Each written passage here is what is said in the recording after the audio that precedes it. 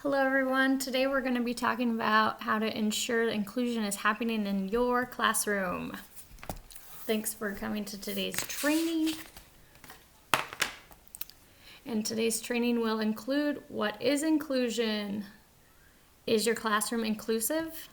Inclusive classroom teaching plan, Nebraska MTSS model, Nebraska PBIS model, special education regulation and standards resources. Let's get started. We're going to start with what is inclusion. Inclusive classrooms include and support all children. Every child is an equal participant in the learning process and receives the supports needed to succeed.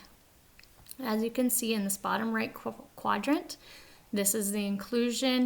It also touches base on exclusion, segregation, and integration. There's a few differences in each of those, so please pay attention to details as provided there.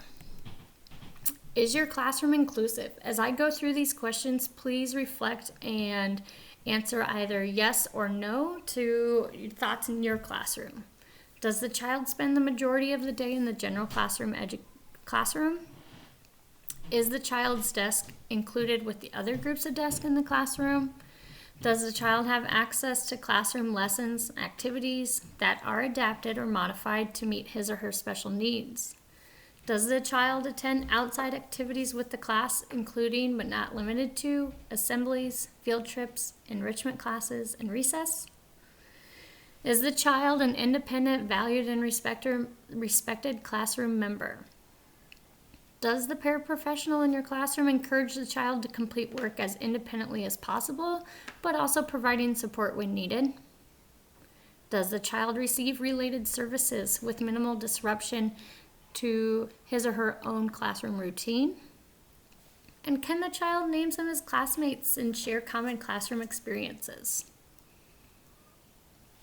Now we're going to touch base on the inclusive classroom teaching plan. First part of the plan is to establish and support a class climate that fosters belonging for all students. Teachers, please build rapport with your students. Learn about your students. Get that instructor-to-student relationship built and student-to-student relationship built. You can learn about your students, their names. You can have them fill out surveys, do activities to share your interests, your passions, and don't be afraid to share some of your fears and the struggles that you guys all have also. Provide students with opportunities to get to know each other. Designate and design activities and assessments that allow students to draw on their diverse backgrounds and really show their strengths. Recognize each student as an individual. Value individuals and minimize discrimination throughout the class. Don't assume that an individual student can speak on the experience for the entire group. Pronounce names correctly for your students and ask for and allow students to use preferred pronouns. Avoid assumptions. Avoid making assumptions based on stereotypes. Please be mindful of stereotypes and focus on behavioral and controllable actions. Be cautious of being overprotective or too strict with any group or an individual student. Address behaviors and attitudes up front. Please take responsibility in addressing these microaggressions, offensive, derogatory, negative racial slights, or insults that may be happening towards individuals or a targeted group within your classroom. Very mindful to be aware of these actions. Second part of this plan is to set explicit classroom expectations. Be explicit. Explicitly articulate assessment criteria. So consider your grading scales, sharing those out, the assignment guidelines, grading rubrics. It's okay to include offer some lower stake opportunities for your students to complete as well, but make sure they are purposeful. Feedback, please provide a timely, clear, and actionable feedback. Be reflective about the feedback that you give as their teacher. Okay? Offer students anonymous feedback opportunities to either give you feedback or to provide feedback to one another. Establish agreements and guidelines. Work with students to create agreed upon guidelines for all members in your classroom and set up processes to get feedback on the classroom climate that you've provided for each other, that you've built within your classroom.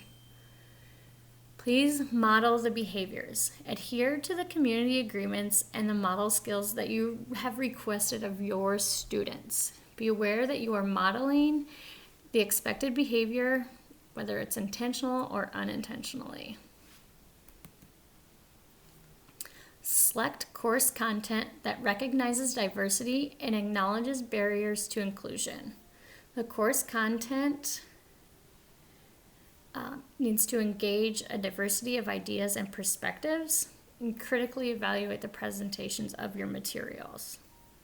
The authors of this content should include materials written and researched based on authors of diverse backgrounds. And it's great to have discuss contributions made to the field that you're discussing by historically underrepresented groups. Provide examples. Use multiple and diverse examples that do not marginalize students. These examples should speak across gender, work across cultures, relatable to people in different socioeconomic groups and statuses and different religions. Do not assume that all students will recognize the cultural and literary or historical references that you're using in the classroom. Please do not make assumptions.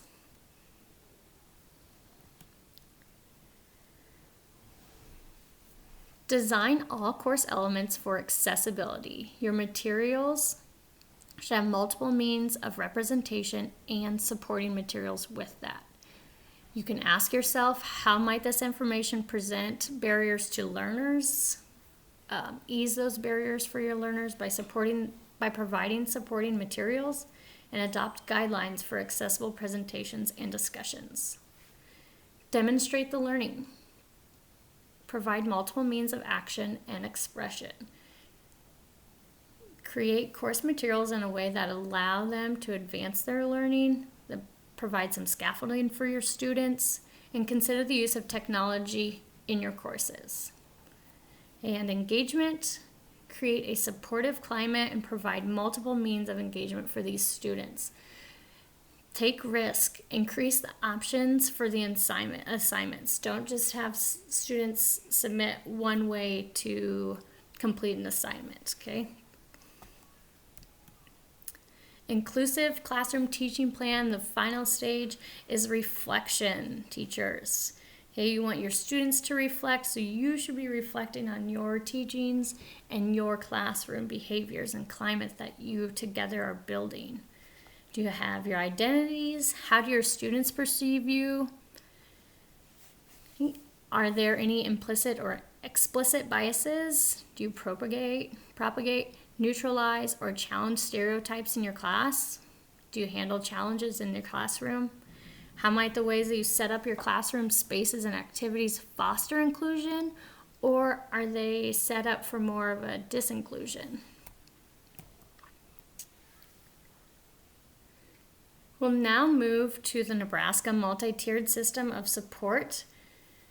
This is a multi-tiered system of instruction, assessment, and intervention designed to meet the academic achievement and behavioral needs for all students. Okay, it's multi-tiered. There's 3 tiers. Tier 1 is the core program. It is for all students to receive instructions within the evidence-based, scientifically researched core program that you are teaching in your classroom. Tier 2 is more targeted. Targeted supports are provided as a supplemental instruction only or an intervention to the Tier 1 instruction. It is not to replace the Tier 1 instruction and are usually needed for approximately 10 to 25% of your students. Students should not be excluded from their Tier 1 core instruction to receive your Tier 2 targeted instruction or interventions. Students that A small percentage of students that are going to appear in your Tier 3 intensified supports are 1 to 9% of your students. They'll demonstrate unfinished learning with the Tier 1 core instruction and the Tier 2 targeted supports. These intensified supports are based on individual student needs and aligned with Tier 1 and Tier 2. Continuing with Nebraska's MTSS support or system, it's very data-based decision making, involves collaboration and communication to help identify students' needs and supporting. So work with your peers, work with the educators in your classroom, different support systems that we have in our district. Student support teams will engage in the problem-solving model to identify, analyze, plan, implement, and reflect on which supports are most effective for each student individually. If any of your children, students, behaviors are impeding his or her learning or other students' learning in your classroom, please refer to these Nebraska positive behavioral interventions and supports. Again, this is a Tier 3, this is multi-tiered as well. And this process through which schools establish a multi-tiered system is to support and improve the social, emotional, and behavior development of all the students rather than the academic side of them. The NPBIS has been proven to be positive, preventative, proactive, student-centered, educator-focused, instructional, and restorative. The Tier 1 is school-wide interventions for all learners to prevent behavioral challenges that they may have. Students in Tier 2 is a smaller percentage of students that provide and will receive specialized interventions for learners who are at risk for academic or social failure due to behavior challenges. A very limited percentage of students will receive Tier 3 interventions, and these are very individualized as well for students with intensive and chronic behavior challenges. These need to be very documented and discussed with behavior teams, and plans need to be built. Here's a working page for special education regulations and standards. This is a working document, a live document, so we can add to the resources that you see is helpful for you. And this presentation will also be put on our landing page on our website. So thank you for being present in this training, and I hope you found some information very useful and reflective. Thank you.